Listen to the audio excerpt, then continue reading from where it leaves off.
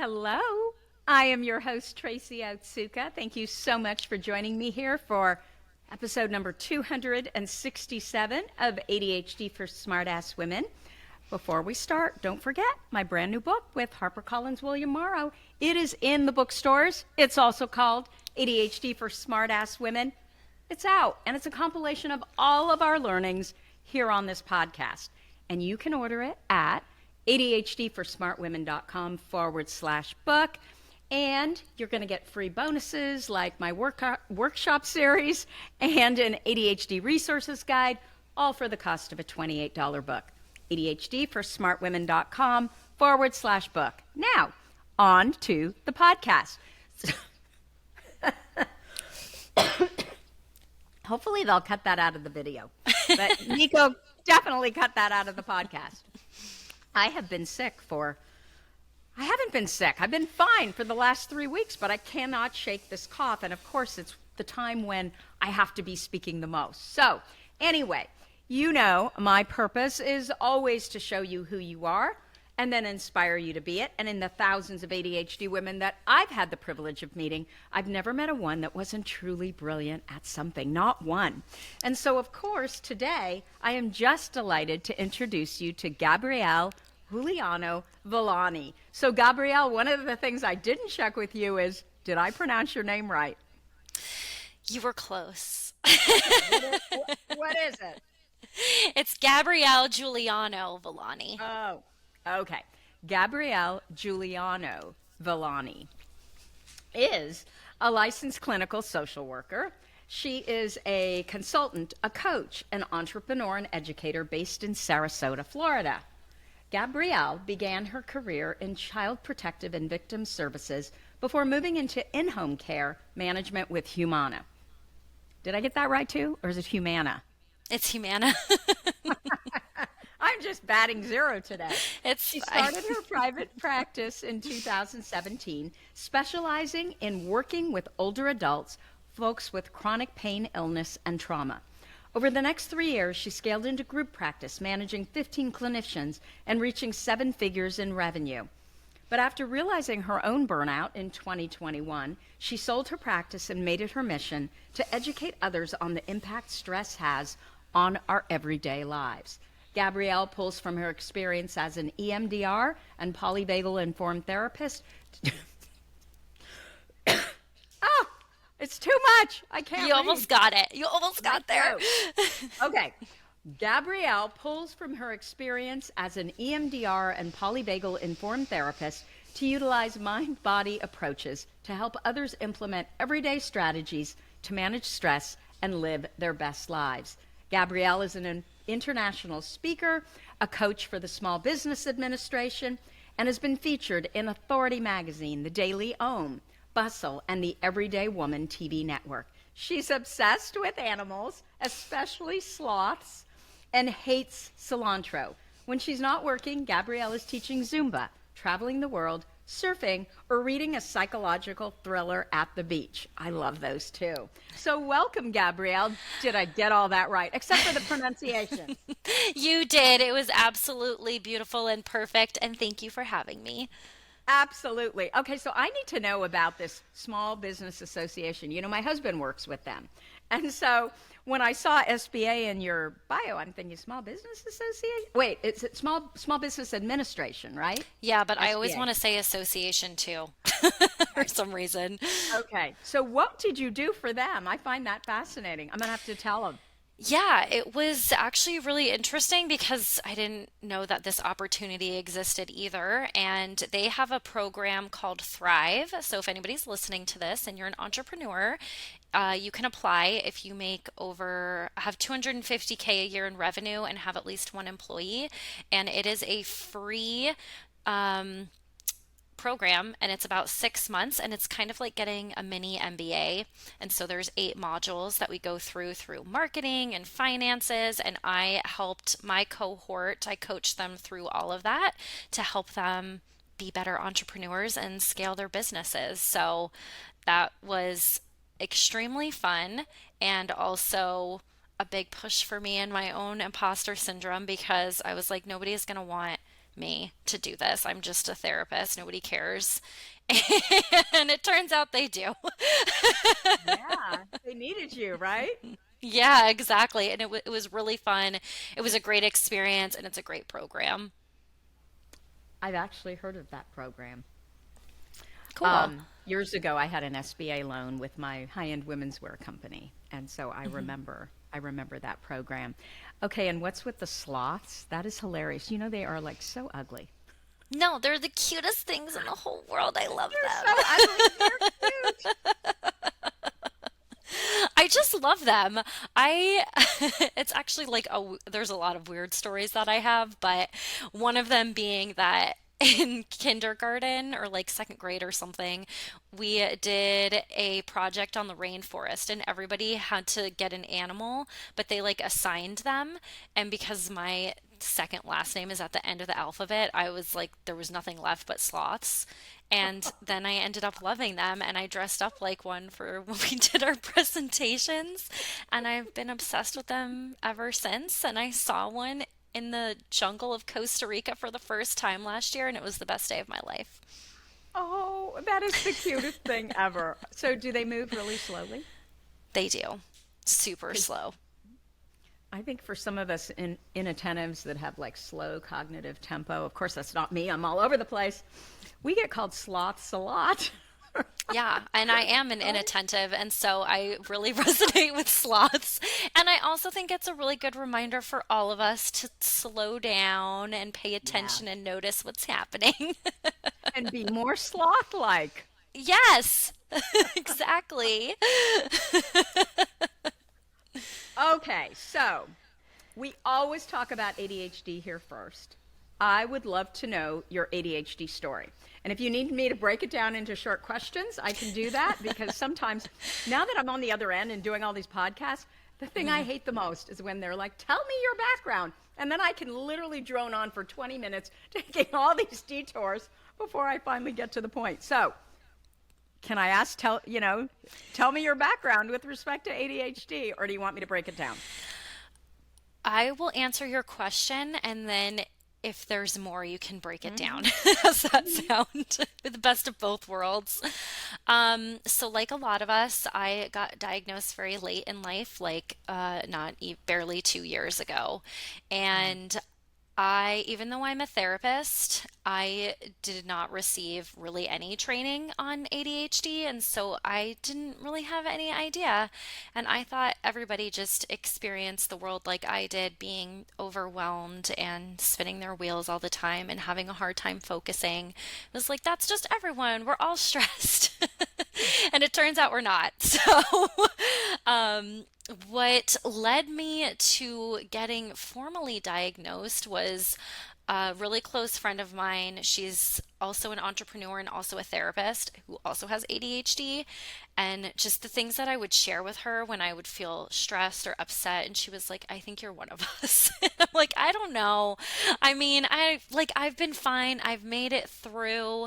And I remember I was doing a training for somebody. And she was like, do you have that slide deck ready? The training's tomorrow. And I was like, no, I'm working on it. And she's like, that's very ADHD of you to procrastinate like this. And I was like, do people with ADHD procrastinate? That's how I've always done it. Like, wait till the last minute. So it works for me.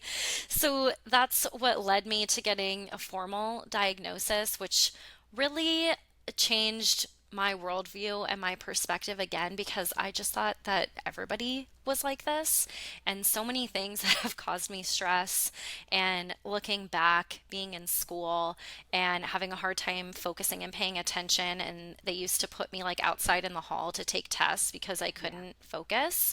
And again, I was like, that's just not really a big deal. Like, everybody's like that. The procrastination, the being super, super sensitive. And even when I was younger, it was much worse. If somebody criticized me at all, I would like burst into tears. And so all of these things now make sense and have really just been life changing to help me move through life a little bit easier, especially as an entrepreneur who's self employed. So, was your thought that, oh my gosh, I did undergrad, I got a master's? I mean, was that kind of your thinking that I can't possibly have ADHD? It was a little bit because I think that is a lot of the messaging too, and also a lot of the messaging that people who have ADHD are really hyperactive, and I'm not at all Hmm. because I'm inattentive, but also the hyperactivity happens internally. My brain is like going 8,000 miles a minute constantly, and again, I just thought that everybody was like that. But yes, I did think that. I'm like, well, I mean, yeah, I got through college and I did have some trouble when I first started.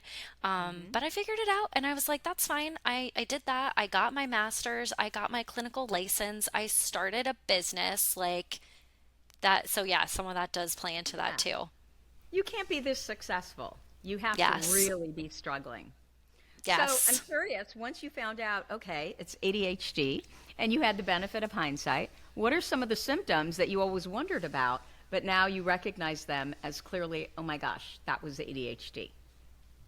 Definitely the procrastination. I that is one of my biggest struggles in life. And needing a deadline, like, people Hmm. would tell me, "Oh, just get it to me when you can." I'm like, "No.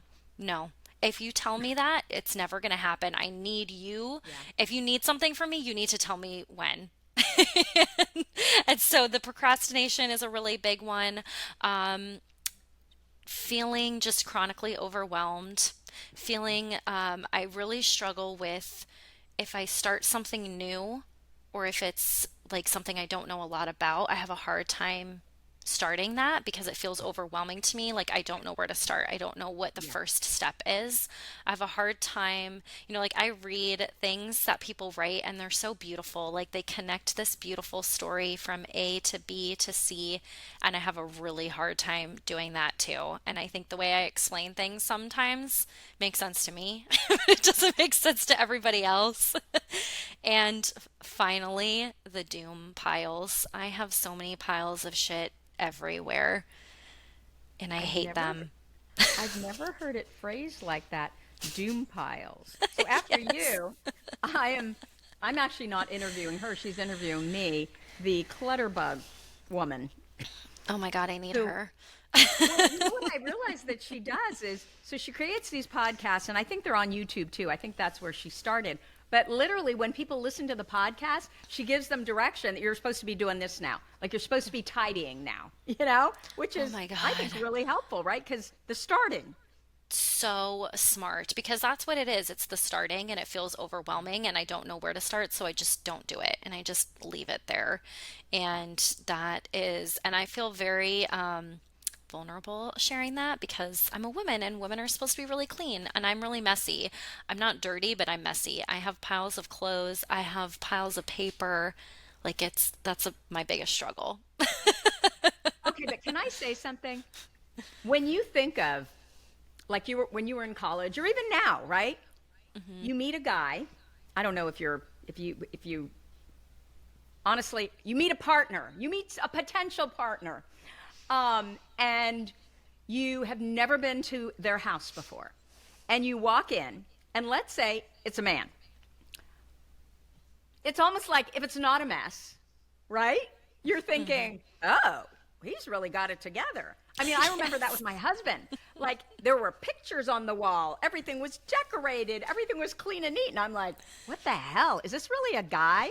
So Hmm. it's expected, right, from a guy. But if you're a woman, everything's supposed to be so perfect. It's like, what the hell? Yeah, Total sexism and it BS. It's totally not true, is. right? It's not, and it's one of those things that, and I talk about this a lot, and we'll probably get into this later too, the shoulds. Like it should Mm-hmm. be a certain way. And so that Mm-hmm. getting my diagnosis and just being me in general has like helped me what I call like dismantling the shoulds of how Yeah. things should be. And it's funny because my husband is also very clean and organized and he likes to decorate and he's really good at that. So he must just attract people like Yes. that. Well, you either attract yourself, right? Which I think would be Yes. hard because, or you attract the complete opposite, which can be great. Or if they're shaming you about it, it can really be awful. If they're a partner who's helping, that's one thing. But if they're just like, well, you should be doing this because you're a woman and you're not doing it, and just constantly after you, no, that makes it way worse. That is the wrong environment. No, we don't want that. We want supportive partners. And Yeah. my partner, my husband is very supportive. And actually yesterday, he I needed to do something and he very gently was like, "Maybe you should do that right now while you're thinking about it." And I was like, "Oh, thanks, babe." Good If they're really idea. smart, they learn how to word it in such a way that you think you came up with it. And then it's very effective. I was like, "Okay, I'm gonna go do that right now." And he's like, "And maybe try not to get distracted on your way to your office before you do the thing." I was like, "I will do my best." No guarantees. Well, don't want to turn that creativity off. Sorry, honey. Exactly. I'm sorry. It's just how I am. Okay, so I want to know, what were you like as a child? I'm always interested in that. I was very different than I am now. I I'm still introverted, but as a kid, I was very introverted. I was very shy.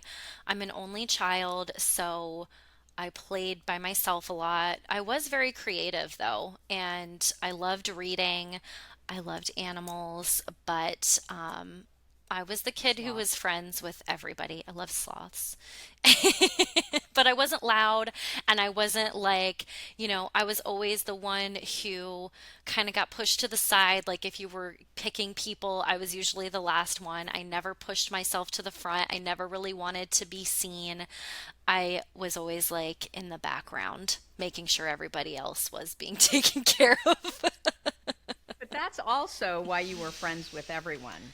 And that's Yeah. my premise, is that inattentive girls and women, everybody seems to love them, right? Because they don't buck the system. They go along, they get along. It's the hyperactive, impulsive ones that I think struggle much more with the social structures, because girls aren't supposed to be like that. They're actually supposed to be, Yeah. more retiring and willing to recede and let other people take the stage. And so they tend to have many less struggles with social stuff. In fact, they tend to have a lot of friends and lifelong friends. They're able to, Yeah. because they're less hyperactive. It's not as much the, oh, next, what are we going to do next? Yes, exactly. Exactly. Yeah, that totally makes sense. Okay, so what has changed since you were diagnosed? It sounds like a lot. A lot has changed. It has really just given me so much insight into who I am and why I do things the way that I do, and why, and also not why, but more about how I can structure my schedule and my life and the things that I do to better fit myself instead of, again, trying to fit into shoulds and what I think I should be doing, which led me down a road of chronic illness and burnout. And I mean, and that's a struggle every single day, but I know that about myself now, and that has just really shifted my worldview into being able to be more compassionate towards myself also, instead of shaming myself and being like, "You have this slide deck due tomorrow. Why aren't you doing it? What is wrong with you? Everybody else can get their shit in on time. What is wrong with you that you can't?" And now I know that that dialogue is not helpful, and that I can reframe that as to like, this is what works for me. This is my brain. There's nothing wrong with me. I'm not a bad person. I just do things differently. Yeah, yeah. And it's interesting how once you know that, actually, this is a question. I am assuming that once you know that, it literally affects everything. Everything. Yes. It totally does. Like, it just, I think about this all the time. Like, that example that I just gave is a really good one. Or if I'm feeling overwhelmed with something and I'm like, "Why can't you just do this?" And I'm like, "Well, because I can't." And then maybe I need to reframe that and restructure it to, I need to break this down into smaller things. Or maybe this is not a project that I need to be doing at the end of the day when I'm really tired. I need to be doing Mhm. this first thing tomorrow when I'm fresh and when I'm not so tired. And what I need right now when I am tired is to just sit on the couch with my bra off and watch Real Housewives, and that's fine. And there's nothing wrong with that. Which Real Housewives? Right now, Which Salt one? Lake City. Oh my God, they're such a train wreck. I can't believe we're talking about this. You know what my husband will do? So he'll be like, I'm going to go to bed. It is late. And I've been so good about sleep up until, honestly, my mom passed away. And then the book stuff just started taking off. And I have to be up because there's so much that I have to get done. I felt like such a fraud giving this sleep workshop, I don't know, 2 weeks ago. But I know this is not a normal situation, right? Yeah. And so what he will literally do, because I get mad when he leaves me, right? I don't want to get off the couch because I've got work to do, but I get mad that he wants to go to bed. And so what he does to kind of make me less mad is he'll turn one of those crap shows on. Salt Lake City or Beverly Hills. I think those are the two. And Yeah, I'm somehow, watching Beverly Hills also. at least I feel like I've got companionship. It's so mindless that you don't need to pay attention because you know exactly. It's all the same crap all the time, right? But I can work to it, and I don't feel alone. So I think that's funny. I know, I do the exact same like thing. Reality TV because of that very reason. It's kind of like chatter on in the background. We don't have to really pay attention, and it's not hard to figure out what happened, right? Because it's the same stuff over and over. It doesn't take a lot of my attention because that's exactly what I like about it. It's just on in the background. It's noise. I kind of look up every once in a while, but yeah, I know it's happening, but I don't need to sit there and like completely be in the zone paying attention to it for an hour. Yeah. Yeah, and that I can't do anyway. I mean, my There's no husband, way. my kids, they're just like whenever there's something serious happens in a movie, unless I'm at the movie theater, then I can pay attention because I can't have anything with me. Yep. That is rude. So we're watching a movie, and it's always like the really serious, intense parts, and I'm like, "Wait, who's that? What happened?" And they're just, "Why don't you watch the movie?" I don't know, because I'm doing this other thing. Because I'm on my phone. Exactly. Okay, so I think that part and parcel of ADHD is nervous system regulation. And it makes sense, right? Because we struggle with things like emotional dysregulation and sensory issues, and we get overwhelmed easily. And, well, I am very excitable. I always say that I am oh gosh, now I forgot the word. I'm a gusher. So if I believe in something or I find something that I like, I want the whole world to know about it. And so I'm a gusher. So I really believe that the bottom line goal with ADHD is to master our nervous system. And so that's why I'm so delighted to have you here today with us to talk about this. And so what I want to talk about EMDR. I want to talk about the polyvagal approach to therapy, how they can help with ADHD, and I want to talk about ADHD, chronic illness, chronic pain. And so I think, Nico, cut that out. I think that we should probably talk about chronic pain and chronic illness and how, why women are diagnosed with chronic illness and chronic pain at a much, much higher rate than men. Mm-hmm. We're twice as likely to be diagnosed with anxiety, right? Yeah. We are at a higher risk for anxiety. We're at a higher risk for chronic illness and chronic pain. We're at a higher risk for grief. If you are grieving, there's something called complicated grief that we're at a higher risk for. So yay us. But this is why I'm excited to be here too, because nervous system stuff is my jam, and I could talk about it for the next 12 hours. Like, I just feel so strongly about it and how important it is. So we'll do our best to get through as much as we can. No, okay. Absolutely. And biologically, I had read this, but I forgot about it, is we have more nerves in our bodies, so we're also more sensitive to pain. Yet again, most studies don't involve women because that pesky thing called hormones, right? It makes the studies more complicated and more expensive. And so I remember reading that we are told that, okay, well, this is how much pain medicine you will get. And they'll use the man's body as the default. And for women, then when we come back and we say, well, wait a minute, I think I need more, because I am still in pain, we're not believed. I mean, the whole Yep. thing, and then all the autoimmune and inflammatory diseases. Like when I Yep. discovered that we're at a much higher risk for all of those, all of a sudden it was like, wait a minute, I think this is nervous system. I think it is sexism. I think it is all of the responsibilities that are put on women. No wonder. What do you think? Yeah, we have to keep our houses clean. We can't have doom piles.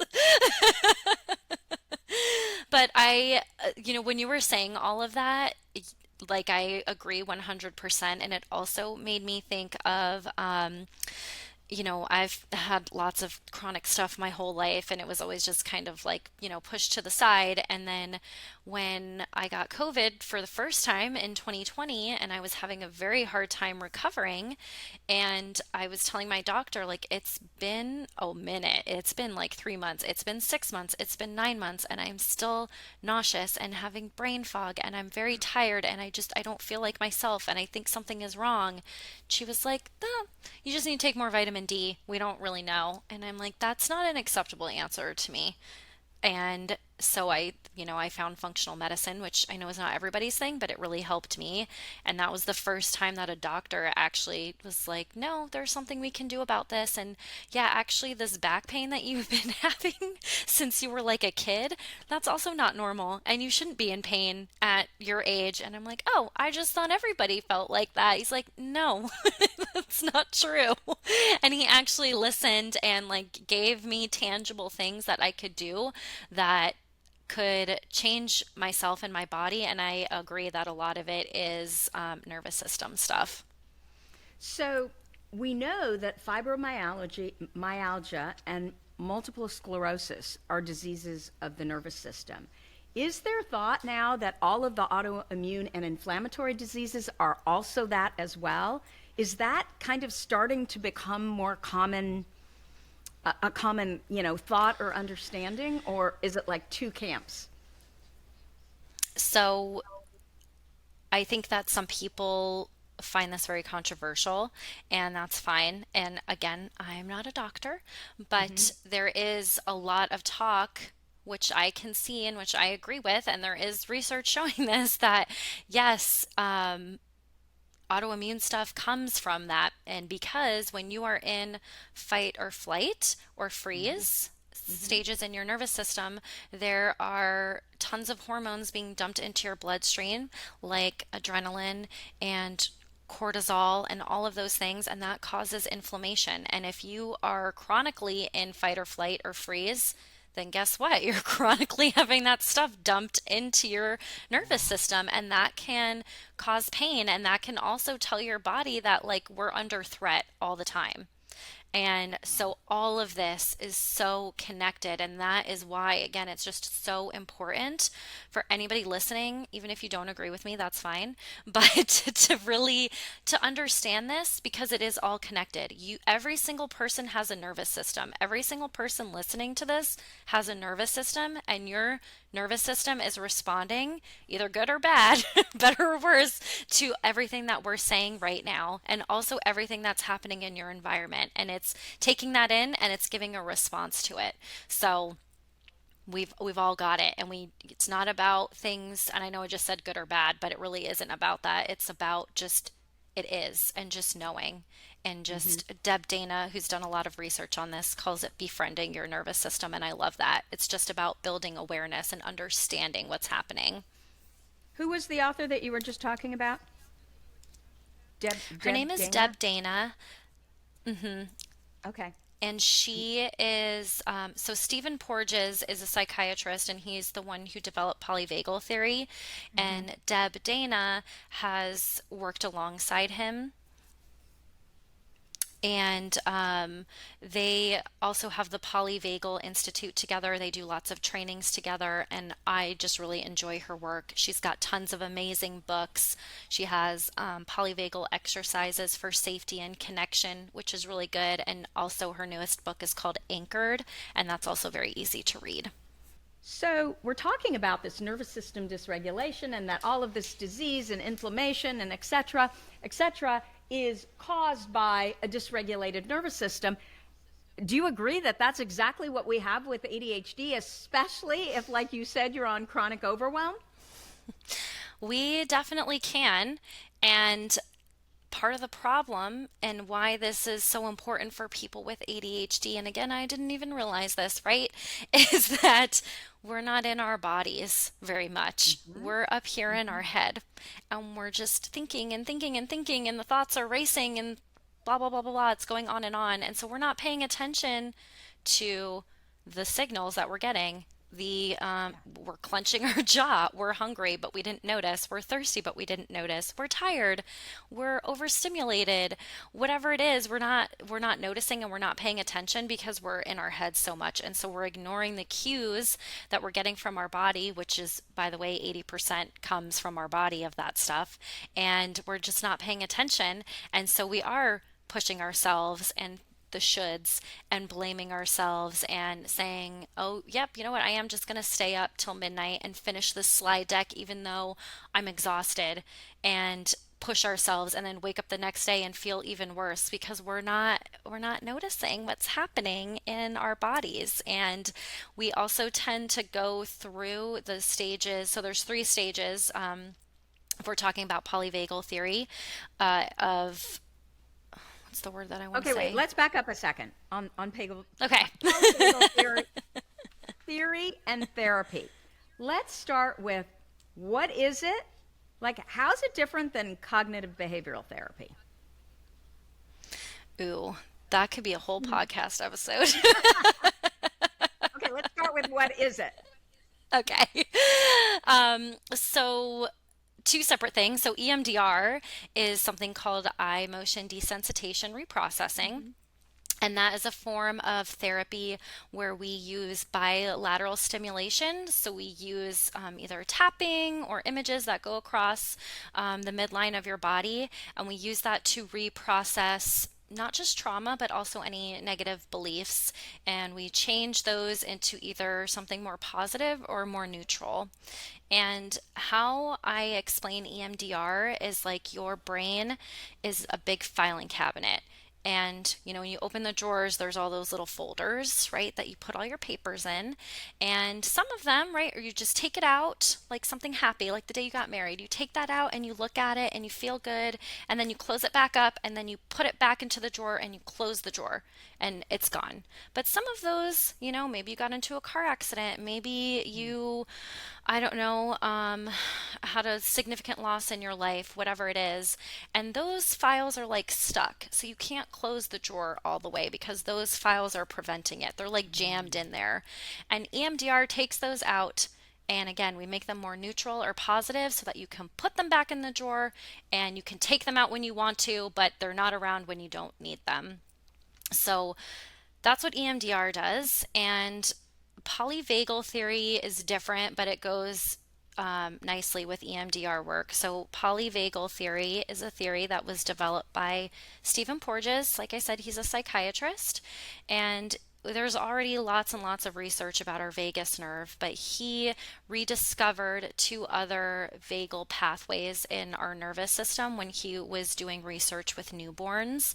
And this had to do with how we respond to our environment. So a really good example of, if we're thinking about like, what the hell does that even mean?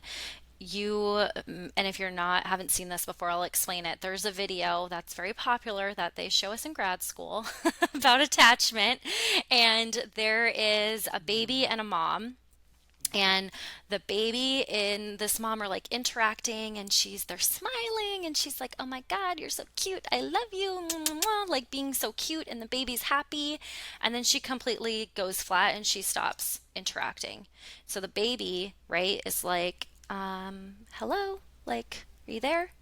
Not crying quite yet, but like, are you paying attention to me? Like, give me something. And she's not giving him anything. And then he starts to cry. And that is a nervous system response to your environment when your needs may not be getting met. And so Stephen Porges and Deb Dana and a couple of other folks and me, because I love this work, believe that, again, we have these three stages of response in our nervous system, and it keeps us safe. And if you are dysregulated or if you have trauma, those phases can look a little bit different, and you can be in fight or flight. I know probably everybody knows what that means, or freeze for a lot of your life, or bouncing back and forth between the two. And that's not healthy. I mean, life happens, shit happens, there's stress. It's normal to go through those things, but it's not normal to stay in them for too long, because it does cause inflammation. And there's a lot of changes that happen in your brain as well. So you told the story about the mother and the baby, and what I'm trying to figure out how that connects to polyvagal theory. So it connects to polyvagal theory because our nervous system is responsible for those responses. Our nervous system is responding to threats of safety, threats of connection, or actual threats. So, like, of danger, right? And so, even though that doesn't seem dangerous per se, nobody was coming at that baby with a knife, but that baby, that there was no safety there. It wasn't getting its needs met. So our nervous system is taking in constantly cues from our environment and also internally, and then having a response to them. And so, like, another example of this is actually called, the technical term is called neuroception, and it's basically our body's internal response. It's like an alarm. And so it's looking all the time, like, what's happening, and do we need to respond to this, and do we need to freak out? So if you think about times where maybe you've gotten triggered and you were like, I have no idea why I even had that response. I don't know why I freaked out so bad about the way somebody said that to me. It's because your nervous system detected a threat and then responded how it needed to respond. Does that make sense? Okay. It's a lot. Yeah. Yeah, I'm trying to connect. Who's the big trauma guy? It's not Bruce Perry. It's the book. Bessel. Yes, Bessel van der Kolk, Yep. right? Yes. So is that basically the same thing where, he talks about trauma and attachment with like developmental trauma, right? Where the child is not getting, they don't feel safe with their parent.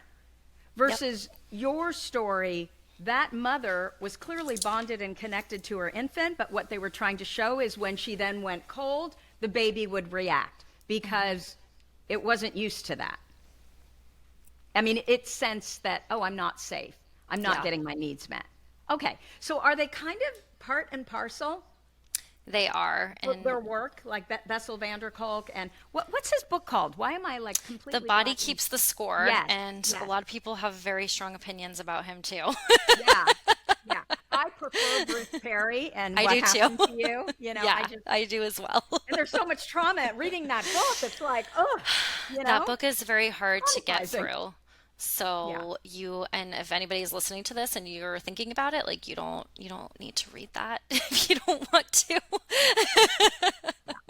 You can read What Happened to You, right? Yeah, that's a great alternative. And yes, very similar to explaining about our bodies and trauma and the connection.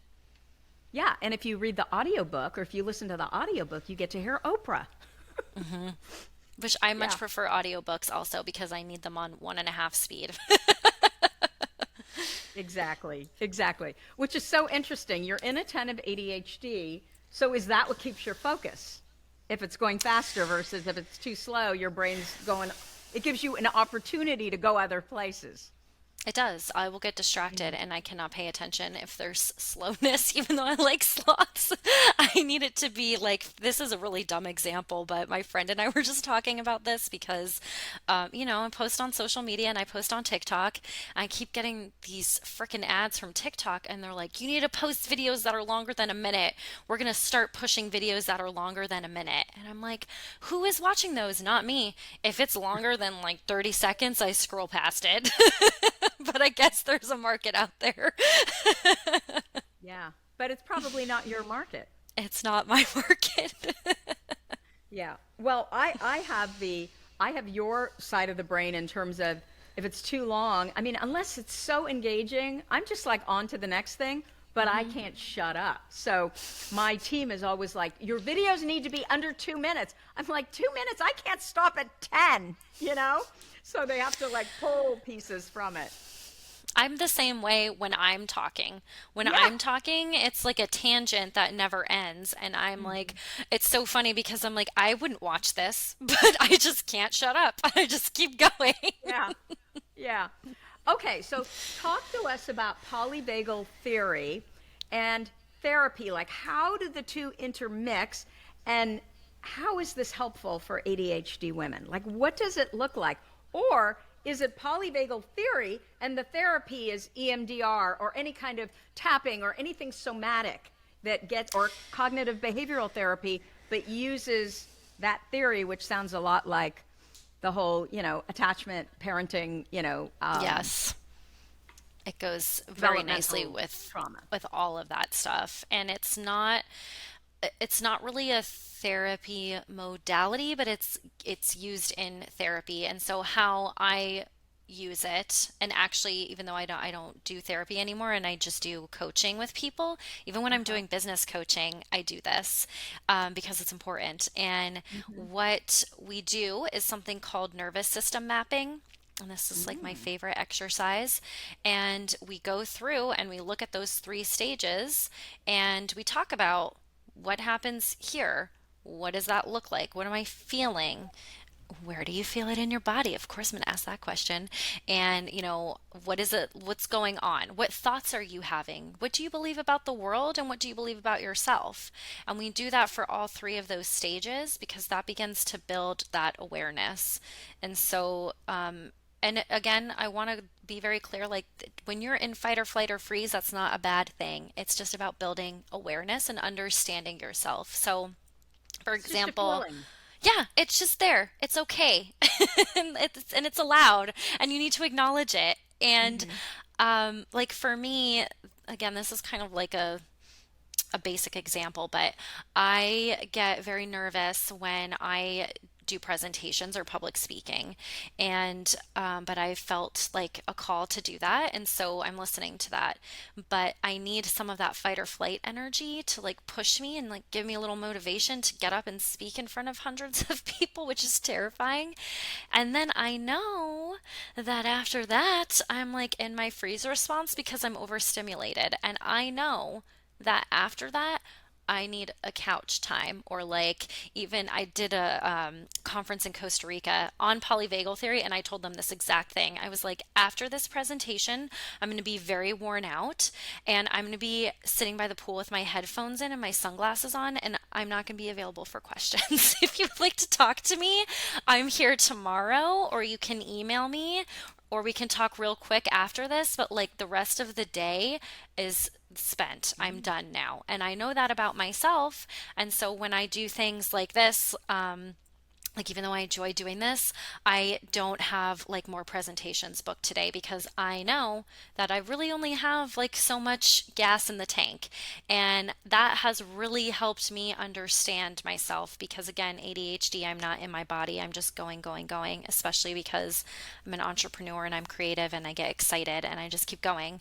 And then I've gone too far and it's too late. So this helps me regulate and it can help you regulate too if you notice that you're not in your body so much. And so that's how I would use it Gabrielle? in therapy, is for us to understand our triggers, what pushes us too much, what we need to feel calm and to feel safe. And this is different than cognitive behavioral therapy because cognitive behavioral therapy is more about your thoughts and your actions and what's going on up here in your brain. And so a But you're lot of using us, part of that, right? Like when you're yes, talking about nervous system mapping. So can we back up a second? So yeah. let's use your example. You get anxious when you have to do any kind of presentation, public speaking. So how would you use nervous system mapping? How would you prepare yourself before you go, on stage? Like, can you give us like 1, 2, 3? This is what you're going through with nervous system mapping. Yeah, so as far as nervous system mapping, like it's about knowing the thoughts, the feelings, the triggers, and also the good things in each stage of your nervous system. So knowing that for me in fight or flight, my heart is racing. My mouth gets really dry, my hands shake a little bit. And also, something else that I didn't talk about, but we're talking about the brain, is your prefrontal cortex Mm-hmm. is not online. Mm-hmm. So your amygdala enters the chat. If you know anything about that, it's all about fear and survival. So that is Mm-hmm. why, right, we say, like, if you're upset, you calm down. I don't want to talk to you right now until you're calm. And even though that can be a trigger, it's because the your prefrontal cortex is where the good decisions are made. That's where the executive function or dysfunction happens. And so I know that when I'm triggered and somebody does send me a shitty email and I'm pissed off about it, it's not a good time for me to respond because I'm not thinking rationally. And so, in my example, where I'm talking about my anxiety and like using that fight or flight, it's like there are different levels. And so I'm not completely triggered where I'm like off the rails, but I am a little bit more anxious. But I'm using that energy as like a push or a little bit of a motivation to get me through that presentation. And how I've been able to do that, or how other people can do that too, is just about learning and building awareness of yourself. Okay, so can you give us steps? So first I'm assuming you To map your pause. nervous system, or Yeah. just like, okay. To map So your nervous mapping, system, and let's use your example, like before mhm. you're going on stage. So to map your nervous system, we there's a couple different ways to do this. How I start it is actually in fight or flight. So you can get a piece of paper and put it into three chunks, and the middle one is fight or flight. And then I Hmm. want you to think about what happens when you're in fight or flight. And if you don't know what that feels like or what that means, think about a time when you were upset or triggered and what was Hmm. happening. What were you feeling? What did it look like? What was going on? What did you think about all of that? Where did you feel it? What thoughts and emotions did you have? And you do that exact same thing for freeze. You move into freeze. And freeze, same thing. What happens when you're there? What does that look like? Are you a sloth on the couch? Are you dissociated? Are you in bed? Like, what does that look like? And what's happening there? And then finally, the third one, and I end here on purpose because this is a good place to end, is what is happening when you are, this is called your ventral vagal or safe and connected or rest and digest. When you are at like your best self and you are compassionate and mindful and in the moment and present and grounded, what does that look like? And what are the things that you do there to help you stay there? Because those are your mindfulness skills that you need to use when you are in fight or flight or freeze if they feel accessible to you. And they will feel accessible to you the more that you practice them. Because I know for sure somebody listening to this, or even you, Tracy, might be thinking this like, when I'm having a panic attack, I can't do that shit. And I know, I get that. But that is why you need to practice it outside of not having a panic attack, because that, we call this the window of tolerance, gets bigger. So that rest and digest, where your mindfulness skills are, and maybe, for me that's like deep breathing is actually a really good one and a very easy one that anybody can do. The more you do that, the bigger that gets. That window gets bigger, and it's going to take more to get you triggered into fight or flight. And when you do, it's not going to be as intense. So that is why we all therapists won't shut up about mindfulness and practicing your skills and doing all of those things, because it seems very, very small, but small things add up to very big changes, especially in your stress response. And so just keep practicing using those small things. That could be tapping, that could be breath work. Breath work is the fastest and easiest Yeah. way to engage your vagus nerve. Just one deep breath. That's all you have to do. You could take a sip of water. You can, this is another thing that I do that I really like, is called a polyvagal playlist. So you can put together songs and Hmm. music that you enjoy. And it doesn't have to be anything that relaxes you. It can just be songs that make you happy or make you feel good. Yeah. It's all about the positive emotion, isn't it? It Ultimately, is, that is and the path. it is. And, it's not about ignoring the negative things or the trauma, but it is Mhm. about, again, building awareness and knowing that two things can be true at once and making choices where we can use our skills, where I can take a deep breath before I respond, or I can listen to that music, or I can look at a picture of my dog on my phone because I love her and she brings me joy. Like, whatever it Mhm. is, add that in and do it every day. I don't care how small it is, and if it's for 30 seconds, just do it. It's my advice to everybody. So basically, by mapping your nervous system, you are just thinking about, you're trying to develop an awareness about your body, right? And how your Yeah. body and your brain are kind of not kind of, they are totally connected. And so you do that first, but then the second step is you've now paused, you understand yourself a little bit better, you're creating a system, a structure, some sort of a plan that when Yes. you feel like you're going into fight or flight or you're in freeze, that you've got something to fall back on. Yep. And all that somatic work that you're doing allows you to get to the point where things are not going to bother you. They're not going to put you into fight or flight as easily as they would have before. And the better you get at the mindfulness, the somatic therapies, the tapping, whatever you do, EMDR, the less likely that you're going to go back there. Am I Exactly. getting And that like right? yeah, and I mean, we all will have negative and bad things happen to us, and it's okay. It's okay to cycle through those stages, and it's Yeah. okay to feel them and to just notice and to just really, again, I know I've said this like 10 times, but like building awareness. And like a good place to start too is like if you're like, I don't know what any of that feels like. I mean, do you know what it feels like when something is a yes or a no? Or I'll also say, like, do you know what it feels like when you have to pee? I bet you know what that feels like.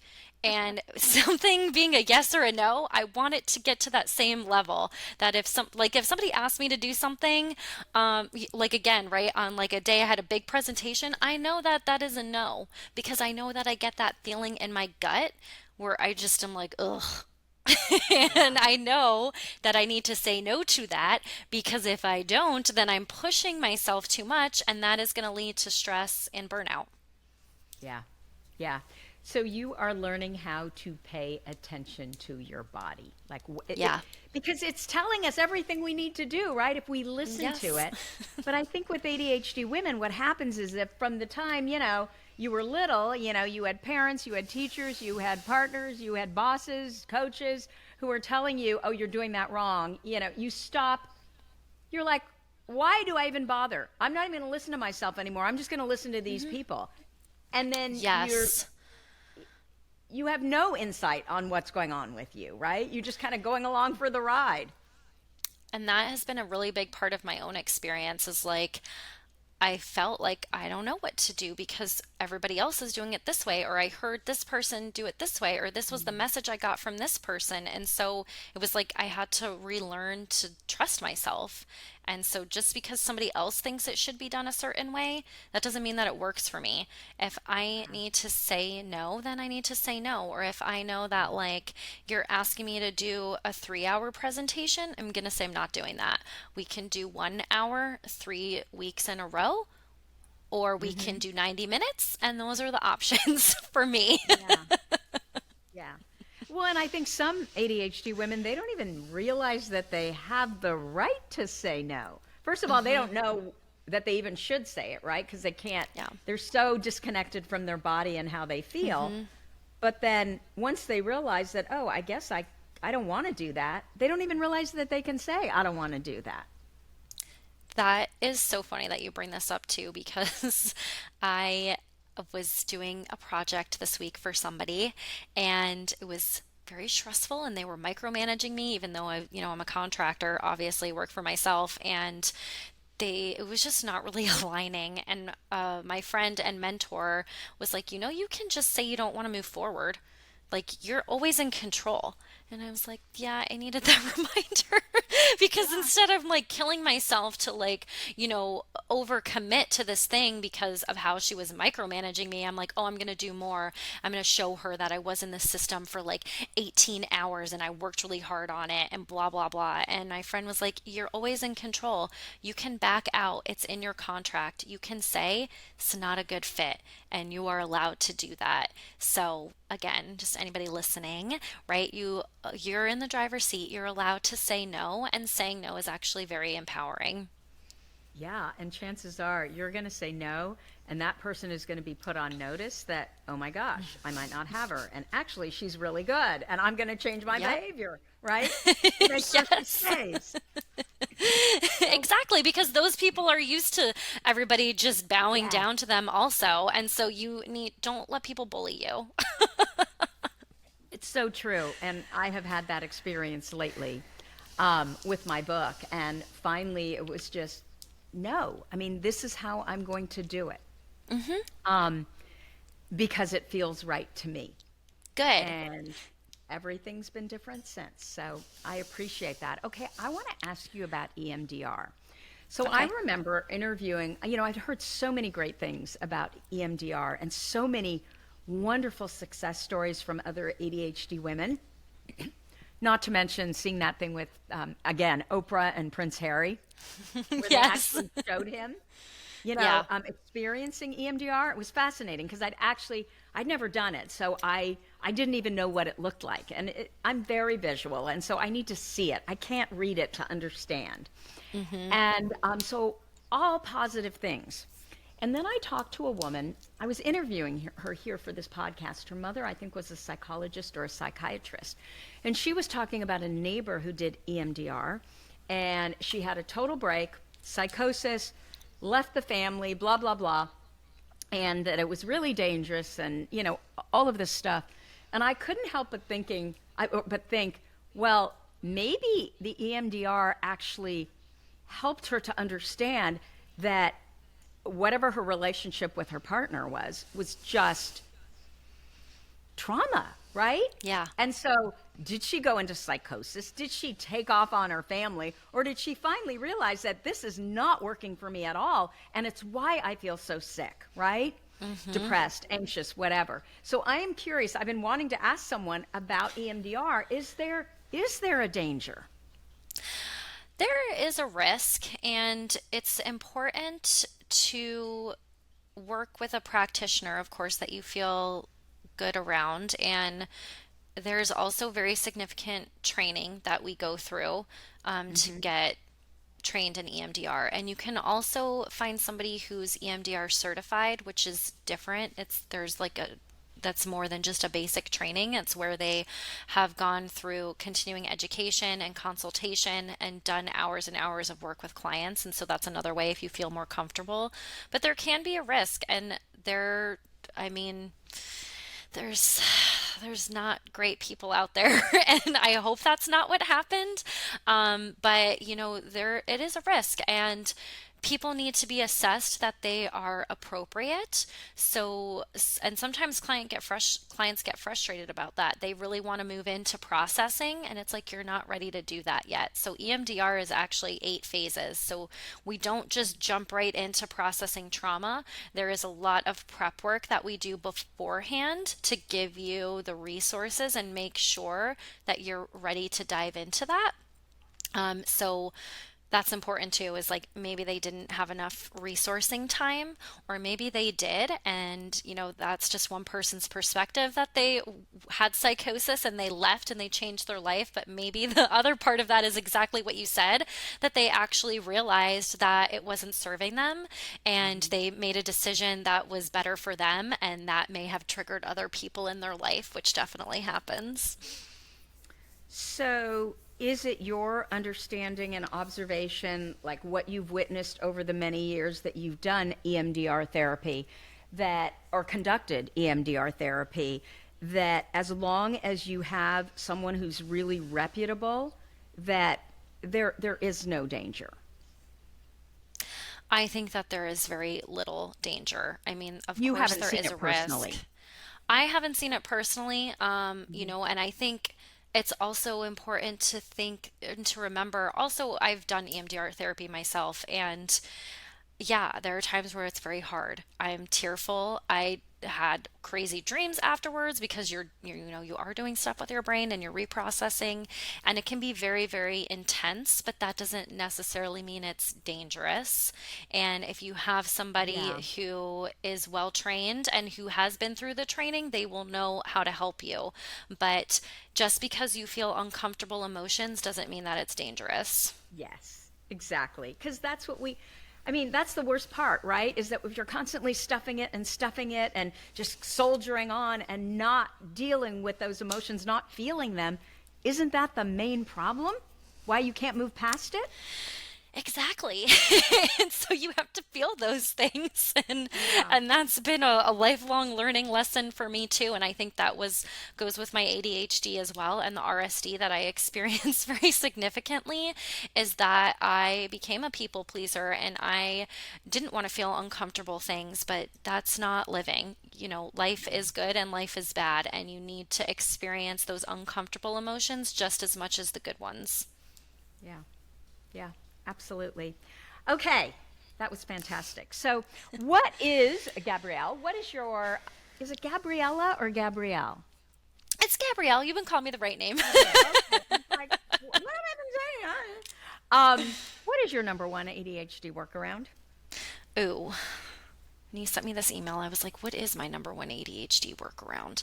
I think, honestly, and I said this in the beginning, it's the dismantling of the shoulds. And Casey Davis, who I learned about from your podcast, is the Mm-hmm. one who really helped me with that when she was like, just throw the clean clothes into a bin. You don't need to fold them. It's like, you don't.